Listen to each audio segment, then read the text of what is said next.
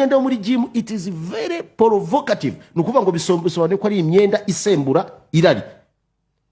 Cyangwa murabizi ko irari mu mpana abagabo dufite irari ririmo.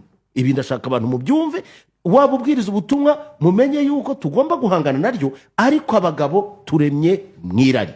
Ibyo byemere cyangwa byanga guhera kuri papa wawe kugeza no kuri sogokuruza wawe. Abagore baremye mwirari se? Ndacyakomeza nago ndi mu guhangana kw'abagabo n'abagore, ibyo nshaka gusobanura birajyana neza nibyo vugaga. Urumi impande zombi. Ntago ndi mukuruma, ndimo ndavuga ibyo bindi nanjye nawe uze kubifatira umwanya, ntukajye wivanga mu bikorwa byawe. Nyine ikibazo kuvuga n'uyu musirikare w'umunyakenya wavuye mu butumwa bw'akazi muri Somalia asanga ngiye byo sobanura bikaguhubuka. Ikirimo ni ikirero, abagabo irari ry'abagabo rihora rigurumana, irari ry'abagore rirahari, naryo ni cyo washaka kumvuga. Nabo bagira irari, ariko imiterere irari ry'abagore risaba kubanza kurisembura, ariko iry'abagabo ryo riba rigurumana. Burya ni ukuvuga ngo mu mpano Imana yahaye abagabo harimo irari. Irari ni impano by the way, kuko uramutse udafite irari ntacyo waba umaze nk'umugabo.